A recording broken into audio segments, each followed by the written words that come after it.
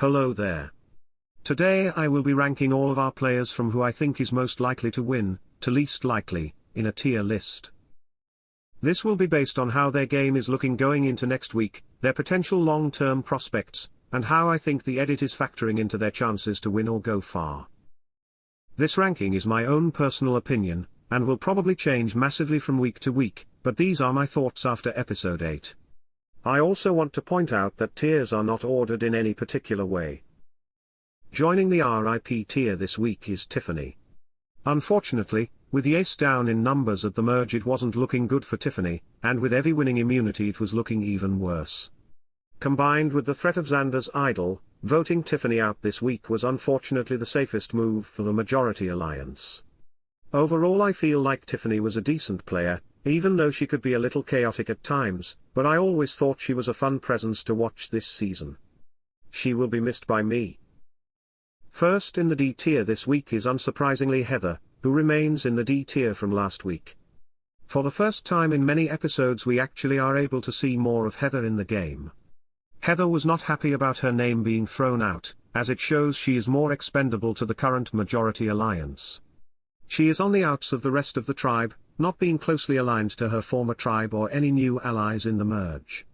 Heather decided to start whispering to everyone at tribal to cause some chaos, but this backfired on her, as she received votes to leave as a result of this, which makes me question her as a player.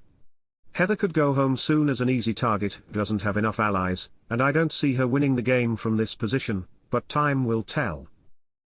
Next in the D tier is Evvie, who drops from the C tier from last week. Evvie is in a precarious spot in the game at this point, as they were a part of the former Yace tribe that was being targeted this episode. Fortunately for Evvie, they won immunity this week, ensuring their safety to what was looking like was an almost sure thing to go home this week. Unfortunately for Evvie, their attempts to reintegrate with the rest of the tribe were not working very well, as we heard from Deshawn, that he didn't buy the attempt to get back in his good graces. With Evvie on the outs and seemingly disconnected from the former Yace tribe, it is looking likely that Evvie goes home soon in my opinion, but time will tell in the game. First in the C tier is Xander, who remains in the C tier from last week.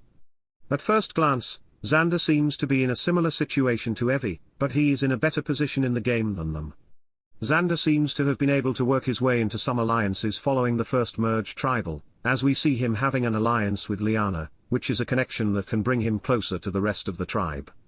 He also was able to save his immunity idol once again, which gives him protection moving forward, and a tool that can be used to gain power and allies down the line. While it is less impactful, he has the extra vote as well, which can further be used as a bargaining chip in the game. Xander is still on the outs, and could be going home soon, but is still in a decent position considering his circumstances. Next in the C tier is Naseer, who remains in the C tier from last week.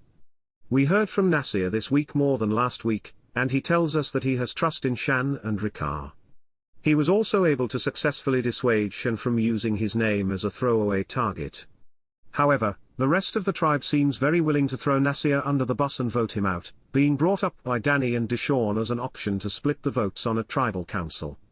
This means that Nasir doesn't have close enough allies to keep him safe in the long term, which is problematic for his game, but he at the very least has an idol that can get him outvote further. I expect Nasir to be leaving soon, but you never know in Survivor, and he could make a huge immunity run. Next in the C tier this week is Erika, who moves up from her D tier placing from last week. Last week, Erika was able to smash the hourglass and stay safe at Tribal Council, which seems to have benefited her game. She is no longer being looked at as an immediate target by her tribe, which is very beneficial to her game. If she can slide under the radar for the votes to come, she could make it very far into the game without anyone realizing, and play from there.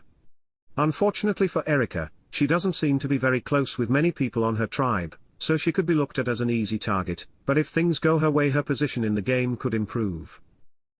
First in the B tier this week is Ricar, who remains in the B tier from last week. This was a quiet episode from Ricar, following a string of some pretty quiet episodes, so we don't get his thoughts as much as I would like in the game. We do know that Ricar is close to Shan, which is a very powerful alliance to have, even if it might be a somewhat rocky relationship. We also know that Ricar has the trust of Nasir, and he seemingly is solid with some other power players on the tribe like Danny. I do worry that the deteriorating relationship with Shan could harm his game and get him sent home, but until that happens, he has a good chance to make it deep into the game. Next in the B tier is Deshawn, who drops from his A tier placement from last week.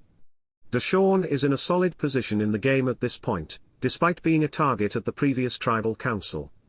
He has solid allies in Danny, Shan, and Liana, and is well connected with all the former Voce and Ricard. The main reason for Deshawn's drop in tiers this week is because of his tiff with Shan over the vote. I worry for Deshawn that getting on the wrong side of Shan so early could be bad for his game, and could send him home sooner than he thinks.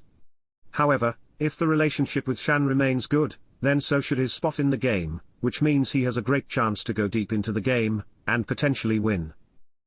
First in the A tier this week is Danny, who remains in the A tier from last week. Danny is one of the best connected people in the game at this point, seemingly having a connection with almost everyone. Danny could easily be seen as a physical threat, but having a strong alliance with solid allies is keeping him safe for the time being, as he is not being targeted even by the minority alliance. A rift could form between Danny and Shan over Nasir in the future, but until that happens, then Danny has a rock-solid place on the merged tribe, and should make it far. If Danny continues not to be seen as a physical threat, he could easily go on a challenge run near the end and go on to win the game. Next in the A tier is Liana, who rises from her B tier placing from last week. Last week, Liana had a disastrous showing by incorrectly using her knowledge's power advantage, but ultimately she is still in a great position in the game. Liana is in a great spot within her alliance with Shan, Danny, and Deshawn, and is especially close to Shan, who look to be very close moving forward. She was also able to repair her relationship with Xander, meaning that she has multiple connections on the merged tribe to work with, meaning that it is likely that she won't be targeted anytime soon. Liana is likely to make it far into the game, but I do question how likely she is to win at the end if she were to make it, but time will tell in the game. Lastly, our sole S tier this week is Shan, who remains in the S tier from last week. Shan is the most powerful player in the game currently, having connections with almost everyone on the merged tribe.